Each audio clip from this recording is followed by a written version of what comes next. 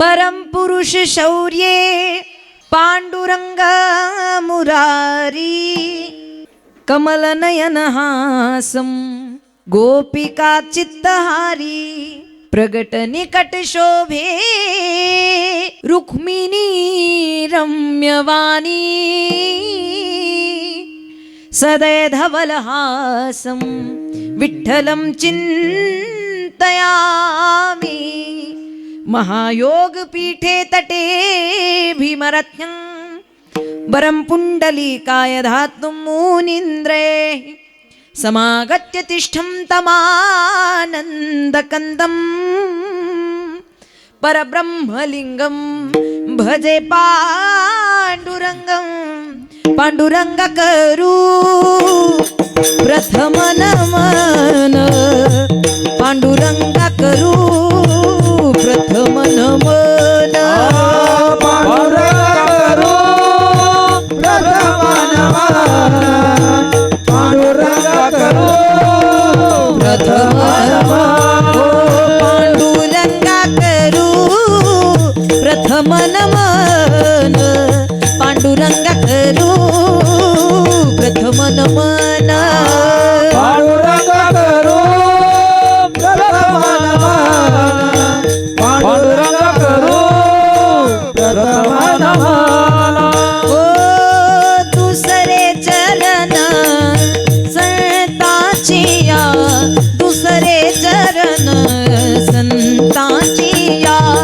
दुसरे चरण संतांची या दुसरे चरण संतांची दुसरे चरण संतांची या दुसरे चरण संतांची या त्यांच्या कृपादाने कथेचा विस्तारू त्यांच्या कृपादाने कथेचा विस्तारू त्यांच्या कृपादाने कथेचा विस्तारू त्यांच्या कृपादाने कथेचा विस्तारू त्यांच्या कृपादाने कथेचा विस्तारू त्यांच्या कृपादाने कथेचा विस्तारू त्यांच्या कृपादाने कथेचा विस्तारू त्यांच्या कृपादाने कथेचा विस्तारू त्यांच्या कृपादाने कथेचा विस्तारू बाबाजी सद्गुरु दास तुका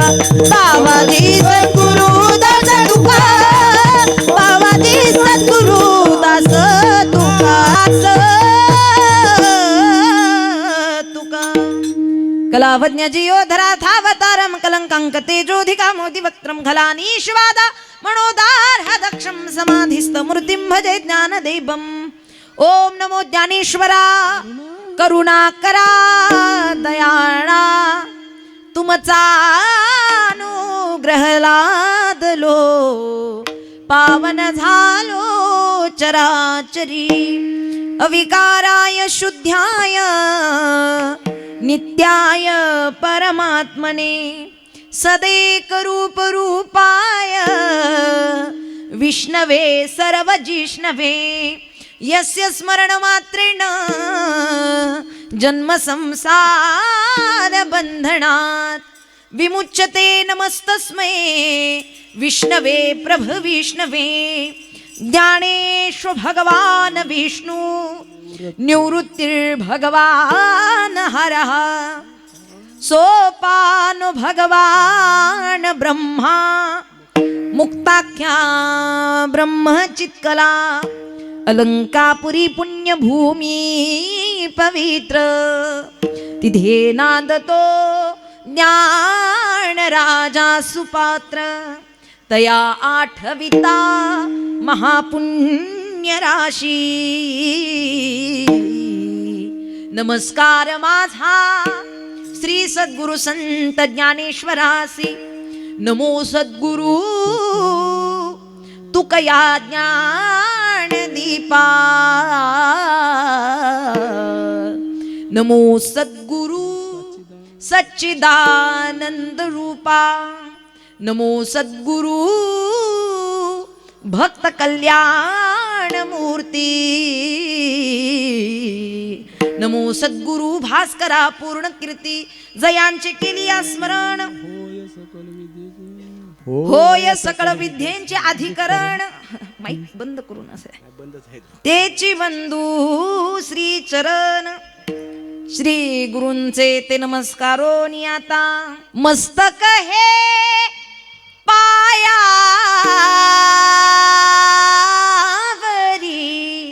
मस्तक हे पायावरिया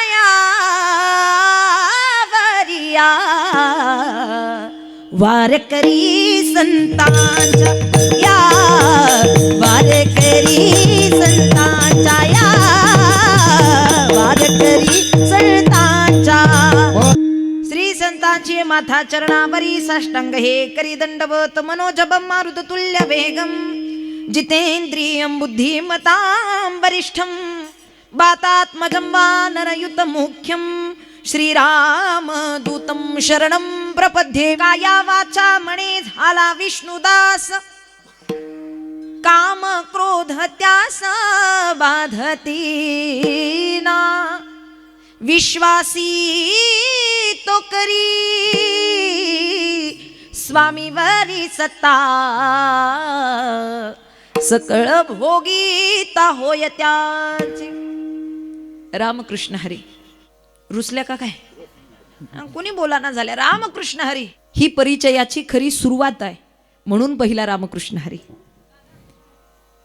प्रस्तुत प्राप्त प्रसंगी प्राप्त स्थळी श्री कीर्तन रूपी सेवेकरिता निवडलेला घेतलेला अभंग. महाराष्ट्र भूषण पंचम वेद निर्माते. तुम्हा आम्हा साधकांचे मायबाप आणि अज्ञानी जड जीवाचा उद्धार करण्याचं सगळ्यात सोपं साधन ज्यांनी आपल्यापर्यंत पोहोचवलं. अंतःकरणातला अद्वैत भाव नाहीसा व्हावा आणि अद्वैत भावानं आपल्याला अलौकिक असं परब्रह्म तत्व कळावं, या तळमळीनं हा परमार्थ आपल्यापर्यंत ज्यांनी पोहोचवला असे महान संत जगद्वंदनीय जगद्गुरु श्री संत श्रेष्ठ तुकोबा अजी संत तुकाराम महाराज यांचा 3 चरणांचा अभंग प्रस्तुत कीर्तन रूपी सेवेकरिता. आणि या अभंगाच्या माध्यमातून जगद्गुरु तुकोबाराय आपल्या जीवनाचा उद्धार व्हावा या हेतुअर्थ आपल्याला उपदेश करतात, एका प्रकारे मार्गदर्शन करतात. कारण त्यांच्या अंतःकरणामध्ये आपल्या हिताची तळमळ आहे. आपला उद्धार व्हावा, आपलं चांगलं व्हावं, आपण शाश्वत सुख उपभोगावं, जगातली सगळी सुख आपल्याला प्राप्त व्हावी आणि आपलं चांगलं व्हावं असं फक्त आणि फक्त आपल्याबद्दल तिघांनाच वाटतं.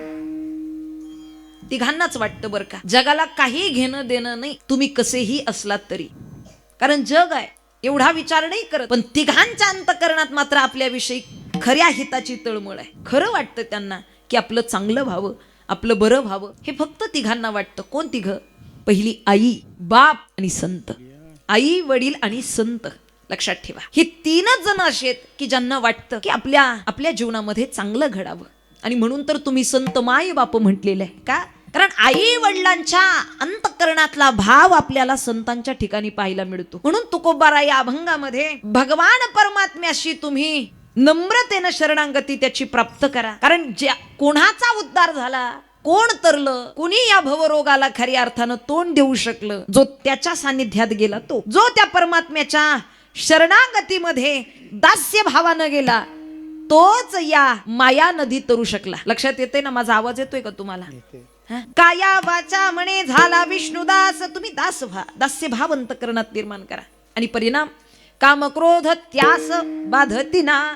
त्या साधकाला कामक्रोध म्हणजे विषयाची बाधा होत नाही. परिणामी तो भगवंताचा विश्वास संपादन करतो. आणि विश्वास संपादन केलेला साधक कधीच सामान्य राहत नाही. त्याची अवस्था, त्याचा अधिकार एवढा वाढतो. विश्वासी तो करी स्वामीवरी सत्ता. सकळ भोगिता होय त्याचे. सर्व काही उपभोगतो जे भगवंताचं ते त्याला उपभोगायला प्राप्त होतं. असं ऐश्वर्य वैभव तो विश्वासाच्या, श्रद्धेच्या, भक्तीच्या ताकदीनं तो प्राप्त करतो. याच्याकरिता माणसाचं काय निर्मळ असलं पाहिजे? भगवंताच्या प्राप्तीकरिता तुका म्हणे चित्त करावे निर्मळ. तुम्हालाही तो भगवंत प्राप्त होईल, फक्त चित्त निर्मळ करा. येवोनी गोपाळ राहे तेथे